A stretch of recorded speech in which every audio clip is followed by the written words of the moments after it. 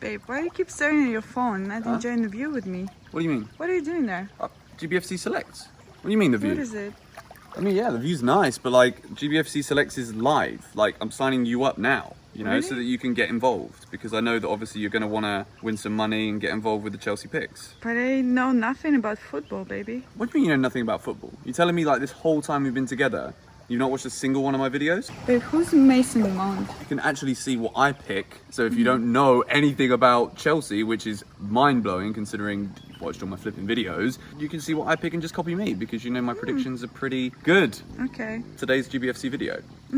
I'll stop my absolutely dreadful acting skills, and for real, I'm actually currently signing up Daria, who's behind the camera right now, for GBFC Select. I've been talking about this for a few days now, saying that we got something pretty cool. You might have seen the kickoff do it as well. It's the kickoff versus. GBFC Select is basically a place where for every single Chelsea game that is played, you guys will have to answer 10 simple questions. I mean, it couldn't be any easier. It's just like predicting what's going to happen during the game. Could be goal scorers. It could be Mason Mount. Babe, who's Mason Mount? How many shots on target is he going to get? The first one is for this weekend against United. It's live. The link is in the description. You guys can go and sign up now. It is absolutely free to enter. You don't have to spend a bloody penny. You can win, there's loads of stuff you can win. You can win 1,000 cash for every single game. You know, if you're good at this stuff and you know your Chelsea, which obviously if you're watching these videos, you should know pretty much everything there is to know about Chelsea. You win £1,000, could win £1,000 every single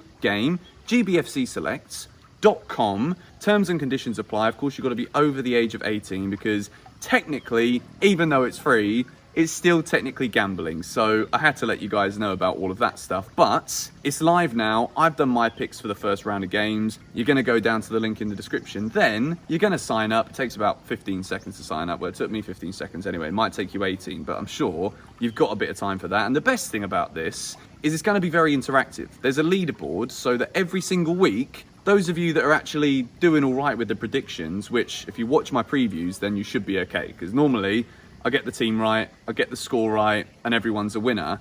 You can check the leaderboard. I'm going to be including who is near the top and who's doing shambolically bad in the GBFC videos. So if you want to go and sign up, links are in the description. As I said, 18 plus, be gamble aware, terms and conditions apply, but it's pretty straightforward. Now anyway, I'm going to move out now, because this whole like scene of me in the pool was meant to just be like me looking like a bit of a prat at the beginning of the video. Got some Chelsea news stories to talk about today.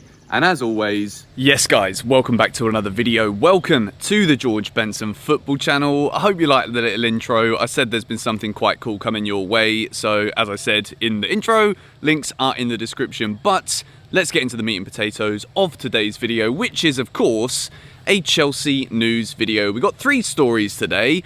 One of them, which made the title of the video, is one that I didn't really see coming. It's about a 20-year-old striker from Inter Milan who Chelsea are supposedly interested in, reported by the Daily Mail.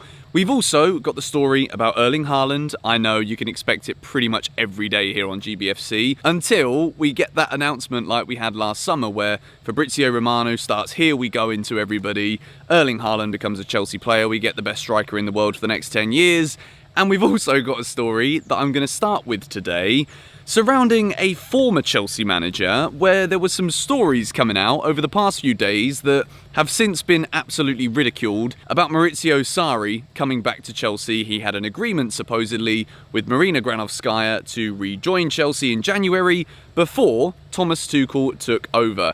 I say praise the Lord as if I didn't want Sarri back at Chelsea. I didn't want Sarri back at Chelsea, and one of the main reasons for that is because of the negativity that was surrounding the club during the Sarri era.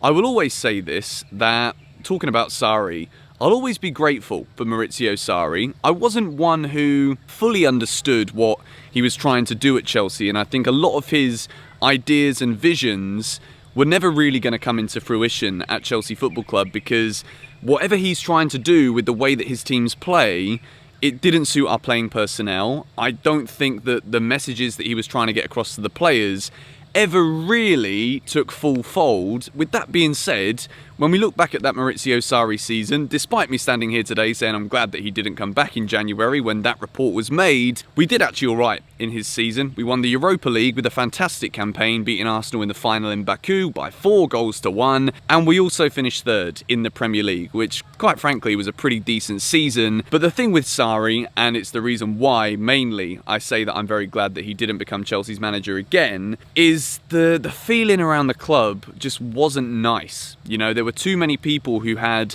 split opinions about what he was doing, about even to the point where when we actually won that Europa League and when we look at the season as a whole in terms of what we achieved or didn't achieve, people were still like either on the fence about him because they didn't get him as a personality or as a manager. And, you know, some people loved him, some people hated him. And I think if Chelsea were to have gone back to a man who really split the fan base after having Frank Lampard as a manager, I just think it would have been a recipe for catastrophe. But it doesn't matter. The story was absolutely ridiculed. It was a silly story, to be honest, and Thomas Tuchel is the Chelsea manager. We don't have to talk about it anymore. Story number 2 today is surrounding Borussia Dortmund's man, Erling Haaland. I say Dortmund's man, he's becoming the GBFC man now, you know, because we're going to put him in most of the videos because I want to push the agenda for Erling Haaland signing for Chelsea.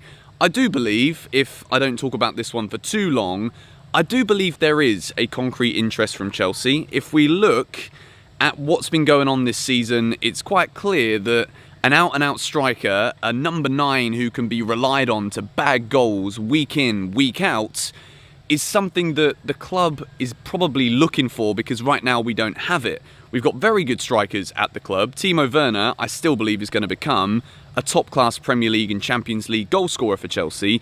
Olivier Giroud, brilliant as he is, he's 34 years old. And I think there are still a lot of questions about Tammy Abraham. We talked about it in yesterday's video. If you want to go and check that out, be sure to do so. But I mentioned it yesterday. I think the thing with Tammy is A, he's not signed a new Chelsea deal, so maybe he is actually wondering if he even wants to spend his future at Chelsea. And B, I'm not seeing the consistent signs to suggest that Tammy Abraham can be... Bloody hell, that was a loud clap of thunder. Someone is disagreeing with me over there. I've not seen enough from Tammy yet to confirm in my mind that he can be a prolific 20-25 plus goal a season striker for Chelsea for many years to come. So, with that being said, the move for Haaland is certainly something that I back Chelsea to go for.